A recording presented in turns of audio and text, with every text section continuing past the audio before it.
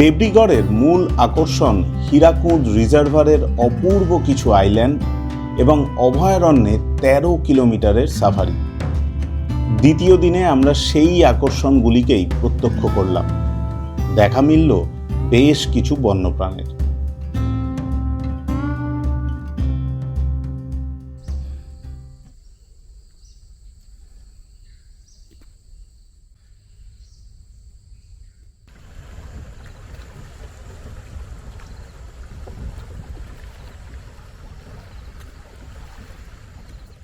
নমস্কার ও সুপ্রভাত বন্ধুরা, ভ্রমণ রসিক ব্লগস চ্যানেলে আপনাদের স্বাগত। আমি তীর্থঙ্কর। আজ দেবডিগড়ে আমার ডে 2। আজকে প্রচুর সাফারি বুক থাকার জন্য আমরা বুকিং পাইনি, তাই আজকে আমাদের সকালের প্ল্যানটা একটু চেঞ্জ করতে হয়েছে। তো আর 1 ঘন্টার মধ্যে আমরা এই বোটিং সাইটে চলে আসব। এখান থেকে বোট নিয়ে চলে যাব ব্যাট আইল্যান্ড ঘুরে দেখে তারপরে ওই জঙ্গলের পেরিফেরি দিয়ে বোটে করে ঘুরতে ঘুরতে আবার এখানেই ফেরত আসবো। আজকে মর্নিং সাফারির বুকিং তো আমরা পাইনি, তাই আমাদের প্ল্যান রয়েছে আফটারনুনে সাফারি করবার। তো আমরা আফটার লাঞ্চ জঙ্গলের ভেতরে সাফারিতে যাব।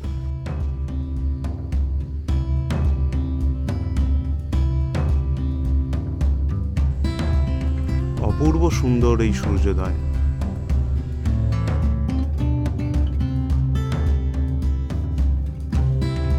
সকাল সকাল বেরিয়ে পড়লাম বোটিংয়ের উদ্দেশ্যে।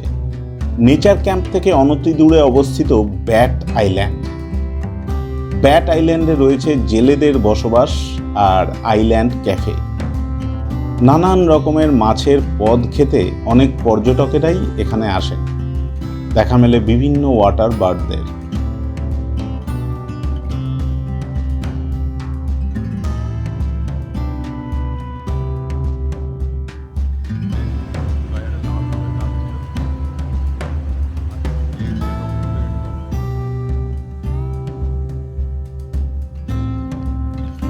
আমরা চলে এসেছি ব্যাট আইল্যান্ডে।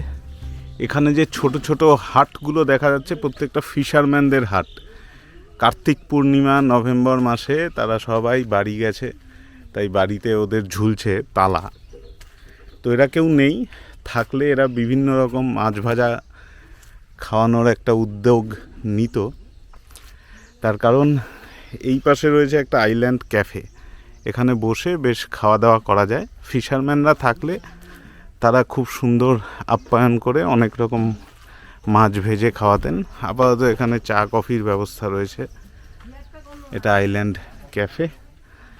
আর যেটাকে এনারা বলছেন ব্যাট আইল্যান্ড, সেটা এই দিকে জঙ্গলের মধ্যে প্রচুর বাদুড়ের বাসা রয়েছে। সেই থেকে এই আইল্যান্ডটাকে ওনারা বলছেন ব্যাট আইল্যান্ড। জায়গাটা বেশ ভালো, বেশ একটা কেমন যেন মেন আইল্যান্ড থেকে অনেকটা দূরে, তো সভ্যতা থেকে বেশ খানিকটা দূরে, প্রকৃতির মাঝে একটা আইল্যান্ড। সেখানে রয়েছে প্রচুর পাখি। এই যে গাছে গাছে প্রচুর বাদুড় ঝুলে রয়েছে। ব্যাট আইল্যান্ডের এটাই সম্পদ।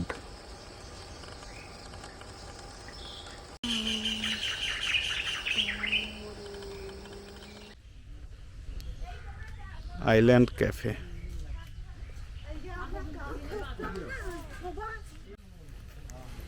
আইল্যান্ড ক্যাফেতে রয়েছে বসার জন্য সুব্যবস্থা, বেশ সুন্দরভাবে গোছানো সব কিছু।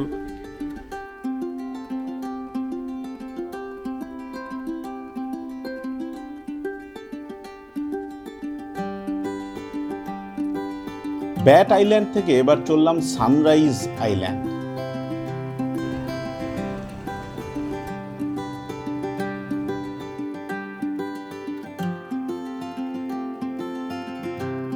অপূর্ব সুন্দর এই সানরাইজ আইল্যান্ড দেখে ফিরে চললাম নেচার ক্যাম্পের দিকে। অভয়ারণ্যের পাশ দিয়ে বোট আমাদের ভাসিয়ে নিয়ে চলল নেচার ক্যাম্প।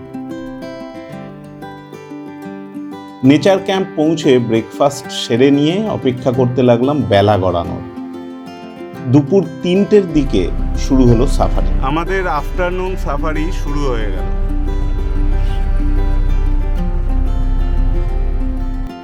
দেবরিগড়ের এই অভয়ারণ্যে দেখা যায় মূলত সম্বর ও চিতল হরিণ, ওয়াইল্ড বোর, ওয়াইল্ড ডগ, ময়ূর, ইন্ডিয়ান গাউর, গোল্ডেন জ্যাকাল, চিতাবাঘ ও ভাল্লুক। দেখা যায় নানান প্রজাতির পাখি।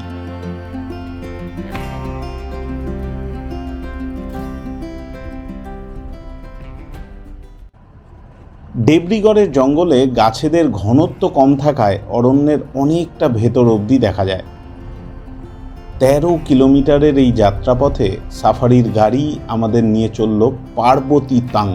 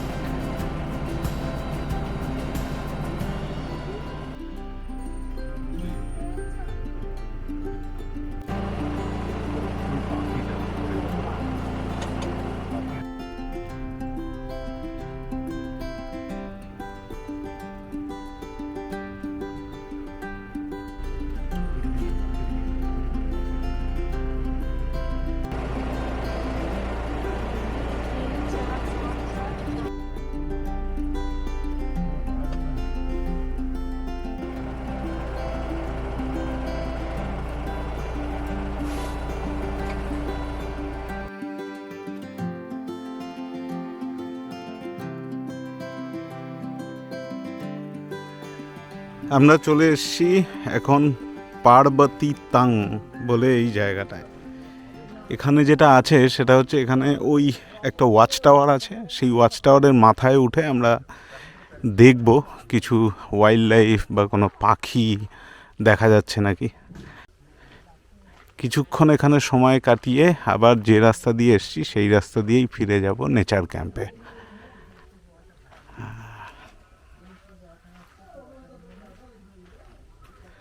এখানে একটা চায়ের ব্যবস্থা আছে, চৌপাতি। পুরানো টাওয়ারটা ড্যামেজড, তাই আমরা এখন নতুন টাওয়ারের দিকে যাচ্ছি। এই হচ্ছে সেই ওয়াচ টাওয়ারের টপ, আর এই ওয়াচ টাওয়ার থেকে জঙ্গলের ভিউটা অনেকটা এরকম। এখন কোনো সেরকম বার্ড অ্যাক্টিভিটিস নেই, শুধু দাঁড় কাক ছাড়া।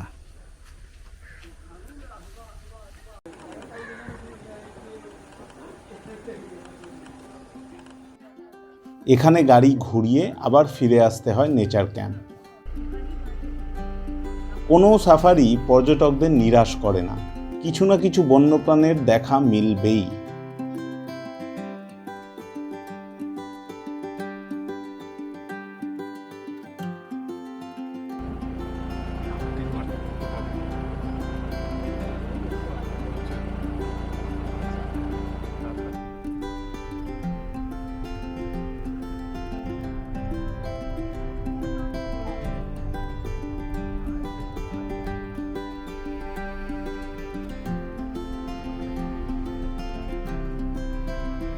তবে আমাদের এই বিকেলের সাফারিতে দেখা দিল না ইন্ডিয়ান গাউর। তাই পরের দিনের সকালের সাফারি বুক করে ফেললাম। আশা রইল গাউড় দেখার।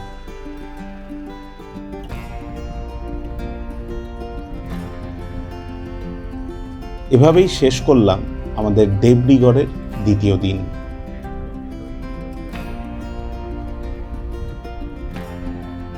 দেবরিগড়ে আমরা আমাদের দ্বিতীয় দিনও শেষ করে ফেললাম এবং এই দিনটা খুবই ইভেন্টফুল ছিল। আমরা সকালে সেই ব্যাট আইল্যান্ডের বোটিং থেকে শুরু করে বিকেলটা আমরা সাফারি করলাম এবং সাফারির এই যে ছোট্ট ডিস্টেন্স, ছোট্ট পরিসরে আমরা অনেক ওয়াইল্ড লাইফ এক্সপ্লোর করলাম, যেটা আমাদের এক্সপেকটেশন যা ছিল তার থেকেও অনেকটা আমরা বেশি পেয়েছি এবং আপনাদের সাথে শেয়ারও করতে পেরেছি।